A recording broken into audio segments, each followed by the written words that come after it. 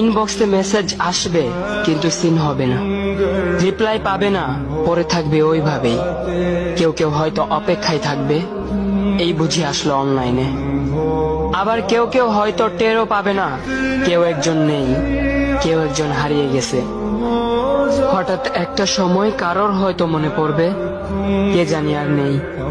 কষ্ট করে নামটা সার্চ করবে, পুরনো ভিডিওগুলো দেখবে আর ভাববে হুট করে কোথায় চলে গেল। আবার কেউ কেউ হয়তো একদিন দুই দিন না পেয়ে ফ্রেন্ড লিস্ট থেকে আনফ্রেন্ড করে দেবে। যখন আমি থাকবো না তখন আমার স্মৃতি কারোর মনে পড়বে, হয়তো পড়বে আবার হয়তো পড়বে না। তবে হারাতে হবে, হারাতে হয়, হারিয়ে যাওয়াই নিয়ম। পার্থক্য একটাই, কেউ আয়োজন করে হারায় আর কেউ হুট করে হারায়।